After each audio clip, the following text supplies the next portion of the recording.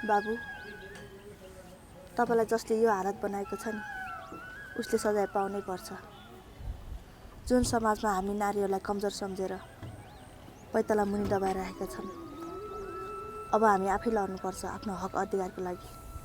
बाबु, तपाईको न्यायको लागि म जहाँ पुगेर पनि लड्न तयार छु। लड्छु नि, किन नलड्ने? यसपालि पार्टीले टिकट दियो भने म लड्छु यसपालिको चुनावमा। तँलाई यो गाउँलेहरूको सपोर्ट छ भने टिकटको चिन्ता नगर, तर चुनाव चाहिँ जित्नुपर्छ फेरि। ए, त्यसको लागि चिन्ता नलिनुहोस्। यो गाउँ भनेको मेरो मुठीमा छ। बरु तपाईँले त्यो अस्तिको केस डिसमिस गरिदिनु पर्यो फोन गरेर। चिन्ता नगर दिलबहादुर, यो कानुन त हामी जस्ता ठुला बडालाई कहाँ लाग्छ? यो गाउँको नियम कानुन सबै हाम्रो हातमा छ। यो कानुन भनेको ती सोझा लाटा जनताहरूको लागि मात्र। त्यो त हो नेताज्यू, मलाई पनि तपाईँ जस्तो पावरफुल मान्छे बनाउनुहोस्। त्यसको लागि त म जे पनि गर्न तयार छु। अब केही दिन पर्खे, यो गाउँ चलाउने केही दिन पछाडि अब तेरो पालो। हस् नेताज्यू, म अहिले लाग्छु, पछि फेरि भेटौँला। हस्। हिँड्नुहोस् बाबु, जाउँ भित्र।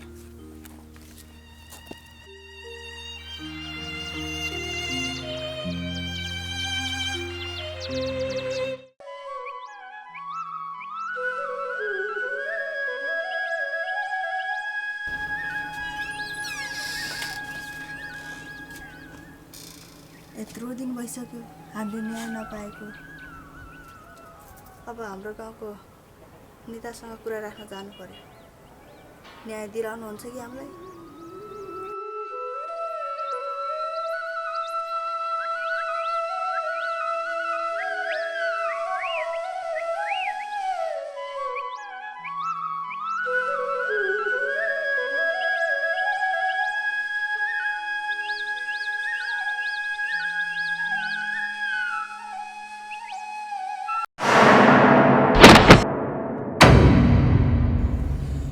माइली, अस्ति भनेको कुरा तिमीले बिर्सेको छैनौ नि, होइन? कि देवरसँग बिहे गर्नु पर्यो कि त बिहे गरेर जानु पर्यो। बिचरा त्यो देवरको हालत हेर त। ऊबाट त म सम्भव देख्दिनँ। ए माइली, बिहे गर्नलाई एउटा केटा म खोजिदिउँ? बिर्सेको छैन, सबै हिसाब किताब गरेर राखेको छु।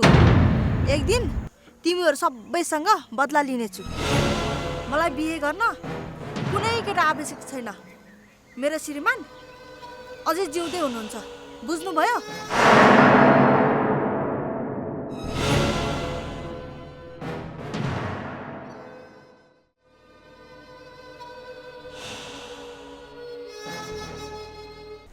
यसको पनि पखेटा पलाउन थालेछ। त्यो देवरको पखेटा खुब पलाएको थियो, मैले काटिदिएँ। ए माइली, धेरै फुरफुर नगर।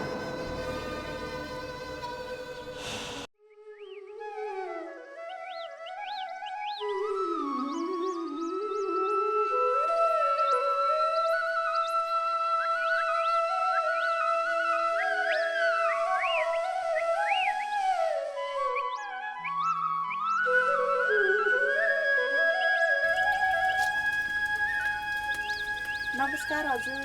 नमस्कार। अनि आज के काम पर्यो र मेरै घरमा आयो त माइली? मेरो देवर बाबुको ज्यान मार्न खोज्ने अपराधी अझै पत्ता लागेको छैन। लौ न हजुर, परेर सामु दबाब दिन पर्यो। पहिला बस न, अनि कुरा गरौँला।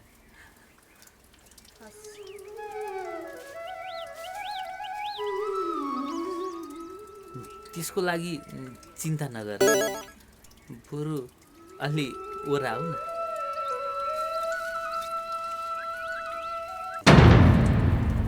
तिम्रो देवरलाई जसले त्यस्तो हालत बनायो नि, त्यसले अवश्य सजाय पाउँछ, पाउनु पनि पर्छ। तिमीहरूले न्याय अवश्य पाउँछौ। त्यो न्याय म दिलाएर छाड्छु। हजुरलाई धन्यवाद। धन्यवाद भनिरहनु पर्दैन माइली। बरु मैले यो काम गर्दै बापत तिमीले के दिन्छौ नि? तपाईँलाई दिनलाई हामीसँग के छ र हजुर? सब थोक छ। बरु तिमीले चाह्यौ भने नि। यो के गर्नुभएको? तिम्रो काम गरे बापत मैले पनि केही पाउनु पर्यो नि, होइन र माइली? थोरै भए पनि मलाई माया गर न। सुनेको थिएँ तिमी पनि एक्लै छौ भनेर। यो के भन्दै हुनुहुन्छ? तपाईँले गलत गर्दै हुनुहुन्छ। तपाईँ जस्तो यत्रो गाउँलेहरूले मानेको मान्छेको व्यवहार यही हो? बरु हामीलाई न्याय चाहिँदैन। तपाईँहरू जस्ता कानुनका खोल ओढेर अपराध गर्ने व्यक्तिहरूले गर्दा आज पीडितहरूले न्याय पाउन सकेको छैन। तर याद राख्नुहोस्, नारीलाई कहिले कमजोर नसम्झिनु। काली माताले पनि दैत्यहरूको विनाश गरेका थिइन्। म पनि तपाईँहरू जस्तो मान्छेको विनाश गरेर छोड्छु।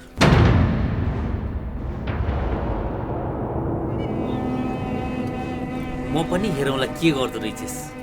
त्यसै काम गर्छु जस्तो लाग्यो। कि पैसा चाहिन्छ कि भने पैसा चाहिन्छ?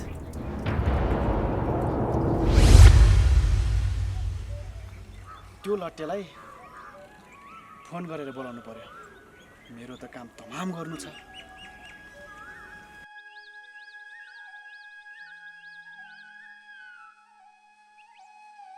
कहाँ छ त्यसको नाम?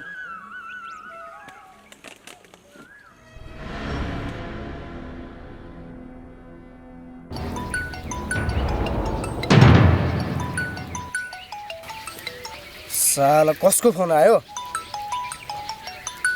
हेलो हेलो लट्टे, अब त छिट्टै आइजो। ए दिलबहादुर दाइ, फेरि के काम गर्नु पर्यो तपाईँको? फेरि एकजनालाई सिद्धाउनु पर्यो।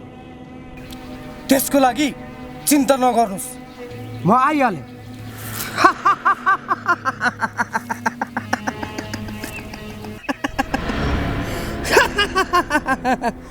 साला फेरि कसलाई दशा लागेको छ?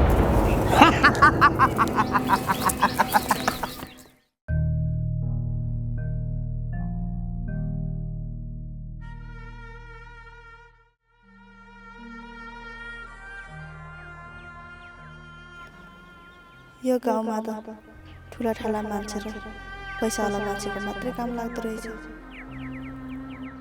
हामी जस्तो दुखी गरिब अनि पीडितको लागि त न्याय पाउन गाह्रो रहेछ। तर म हार खाने छैन। जसरी पनि म मेरो देवर बाबुलाई न्याय दिलाएरै छाड्छु।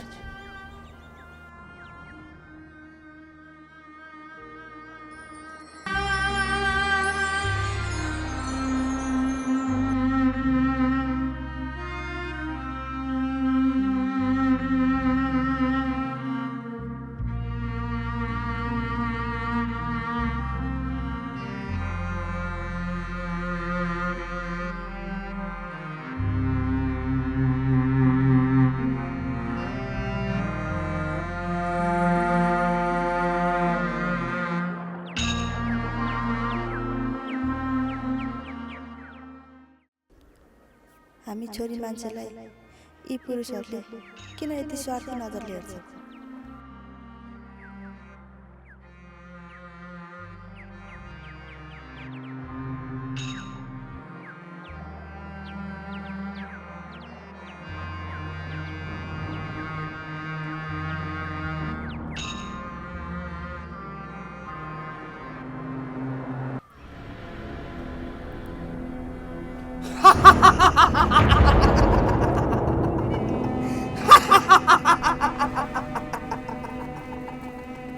अब म तँलाई मारिदिन्छु।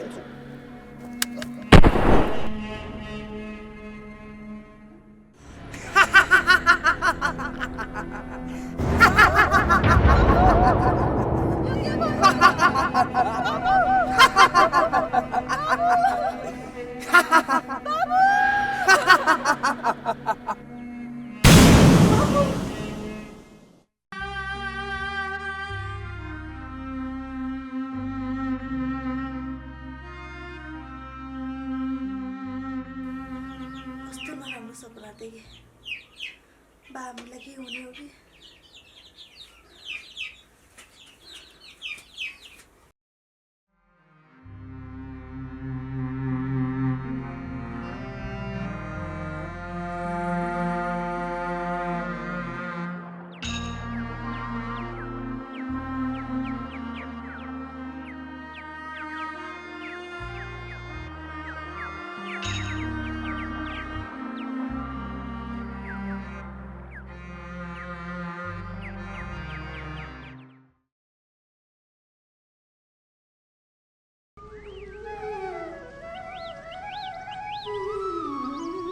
नमस्कार भाउजू। नमस्ते।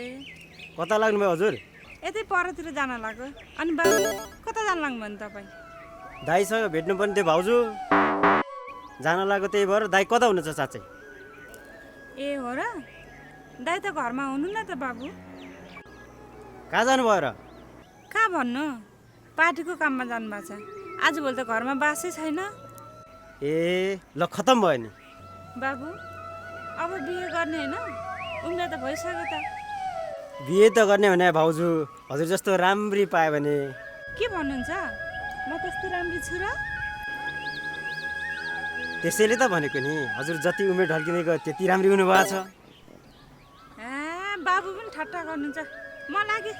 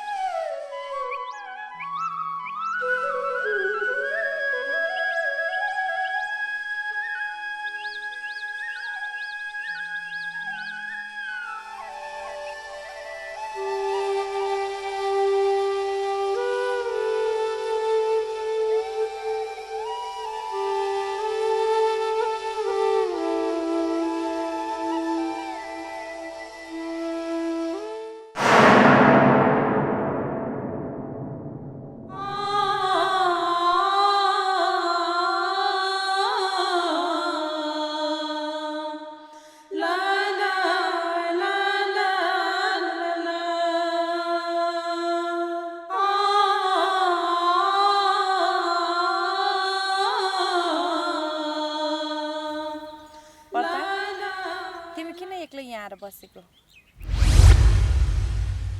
प्रताप, म तिम्रो बन्धना, तिमी र म यो ठाउँमा भेट्ने गर्थ्यौँ, घुम्ने गर्थ्यौँ। याद आयो? सम्झ त? को हो तपाईँ? मैले त चिन्दैन। मलाई डिस्टर्ब नगर्नुहोस् त। हेर हेर रिसाएको। जाम हिँड, आज म तिमीलाई यो पुरै ठाउँ घुमाइदिन्छु। मैले भनिसकेँ मलाई डिस्टर्ब नगर्नुहोस् भनेर। मलाई एक्लै बस्न दिनुहोस्। तपाईँ गइहाल्नुहोस् न यहाँबाट। जानुहोस् भनेको।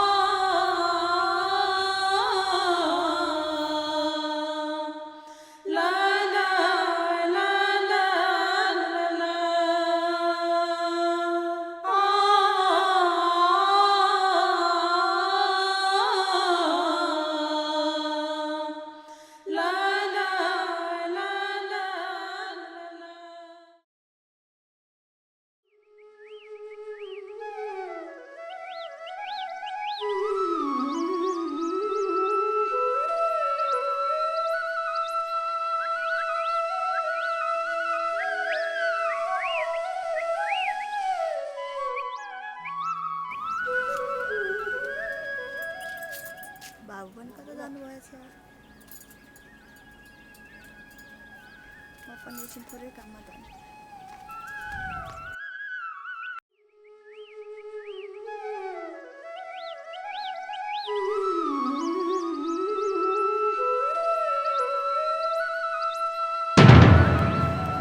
के हो माइली पारा, गाउँभरि यत्रो बेजत हुँदा पनि यतै छौ त। अहिले त देवर बाबुको नि दिमागले सम्झिँदैन के अरे। बडा रमाइलो छ है तिमीहरूको। कि कसो त हो साई बाबा सोल्टी? हो नि साथी। थुक्का पापीहरू, यो सब तिमीहरू जस्तो नबुझ्ने गाउँलेले गर्दा भएको। तिमीहरूको दिमागमा नराम्रो सोच पलाएर मात्रै हो। हामी देवर भाउजूको सम्बन्ध तिमीहरूले सोचेको जस्तो छैन। गल्ती गर्ने आफू दोष हामीलाई लाउने यो त भएन नि। हामीले के गल्ती गर्यौँ? एउटा पुरुषले आफ्नो श्रीमती मरेको महिना दिन नहुँदै अर्को बिहे गरेर ल्याउँदा गल्ती नहुने, घरमा श्रीमती हुँदा पनि बाहिर बाहिर मोज गरेर हिँड्दा केही भन्दैन यो समाज। र एक्कल महिला कसैसँग हाँस्दै बोल्दैमा किन नराम्रो सोच्छ? तिमीहरूको पनि दिदीबहिनी छ होला, र तिमीहरूको दिदीबहिनीलाई पनि भोलि पर्सि मलाई जस्तै नपर्ला भन्न सकिँदैन। आखिर कहाँ सुरक्षित रहेछन् र नारी? त्यसैले नारीहरूलाई इज्जत गर्न सिक।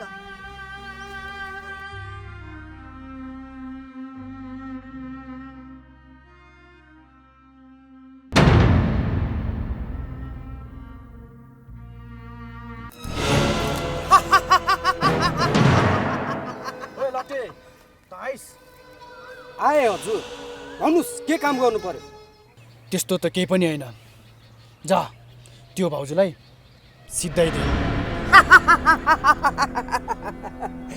त्यो त मेरो बायाँ हातको काम हो, तपाईँको काम तमाम भयो। यसको त हाँसै गजब लाग्छ मलाई।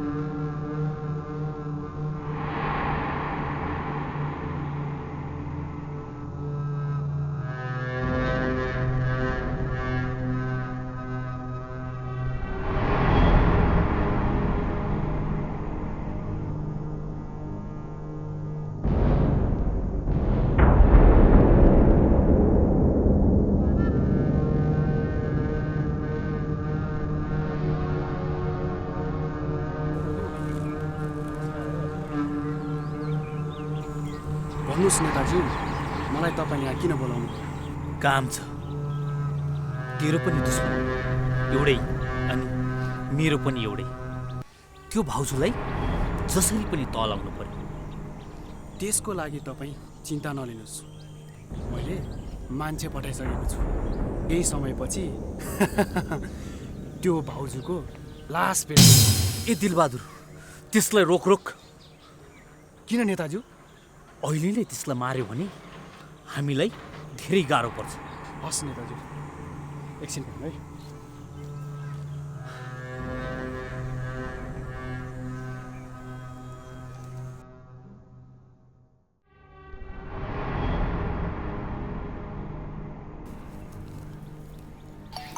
कसले फोन गर्यो?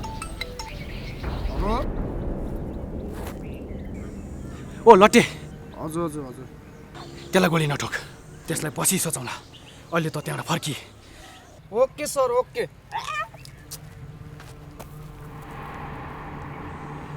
अहिले हतार गर्नु, त्यो काम बिस्तारै गर्नुपर्छ। गुड।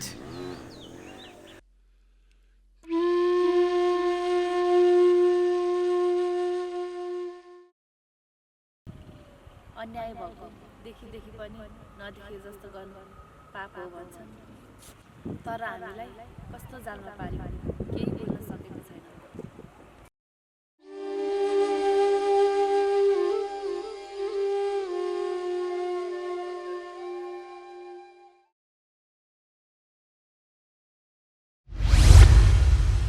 भाउजूलाई भनौँ भने कसरी भनौँ? प्रतापले पनि मलाई चिन्दैन। उसको यादहरू फर्केर कहिले आउने हो?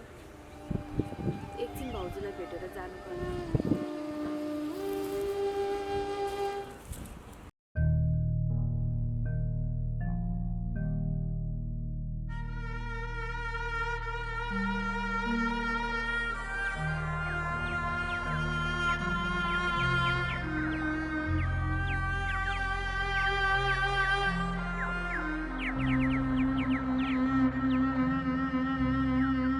उजुरी दिएको पनि यत्रो दिन भइसक्यो, अपराधीको केही पत्ता लागेको छैन। अब म के गर्नु? मलाई किन यस्तो भइरहेको छ?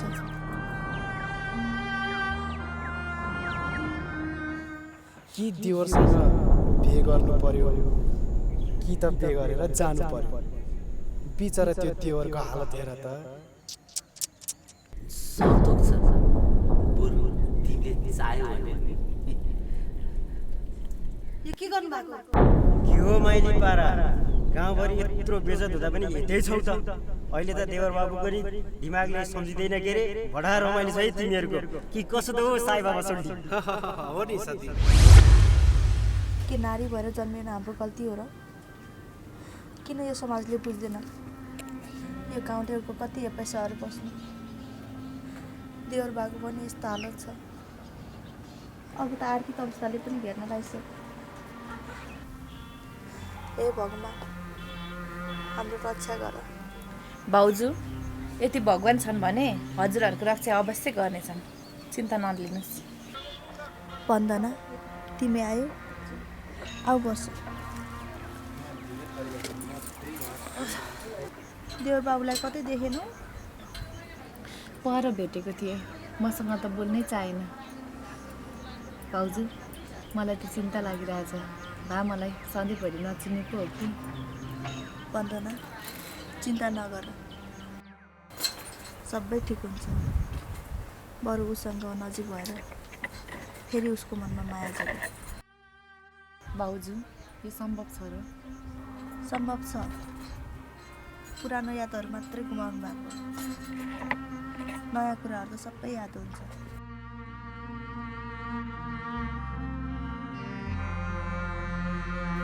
हुन्छ भाउजू, अहिले म जान्छु है। ल वन्दना, राम्रोसँग। हस् भाउजू। ओ साई बाबा, हेर त ऊ पागल आउँदैछ। यो मुलालाई पहिला कुरो केही पनि थाहा छैन। हो नि, भाउजूसँग मौज मस्ती गरेको केही पनि थाहा छैन होला।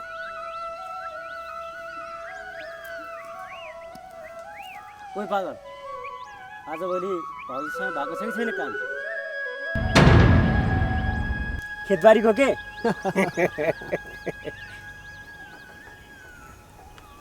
ओइ, कुरा बुझिस्? बुझेँ। तैँले मलाई चिनिस् अनि यसलाई पनि चिनिस्? यो साई बाबा, हामी दुवै तेरो साथी। अहिले त चिन्दैन त। हेर, तैँले हामी कसैलाई चिन्दैनस्। त पागल भएको त्यही भाउजूको कारणले गर्दा हो, बुझाछस्? तँलाई तेरो भाउजूले तेरो सम्पत्ति खानको लागि मान्छे लगाएर मार्न पठाएको थियो। धन्न त बाँचिस् जिउँदो लास भएर, होइन त साई बाबा? हो नि।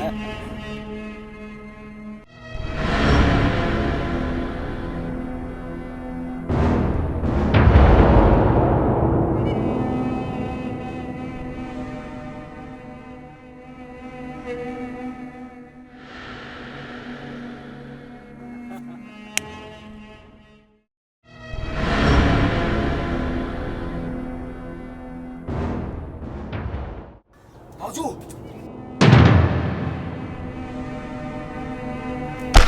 बाबु, यो के गर्नु भएको तपाईँले?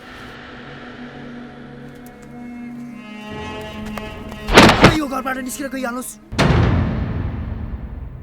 बाबु, किन यस्तो गर्दै हुनुहुन्छ? किन म यो घरबाट निस्केर जाने? यो सब तपाईँले गर्दा भएको। आज मलाई पुरानो यादहरू केही पनि थाहा छैन। यो सब तपाईँले सम्पत्ति एक्लै खानको लागि गर्नुभएको हो रे। तपाईँ यो घरबाट निस्केर गइहाल्नुहोस्, नत्र राम्रो हुने छैन।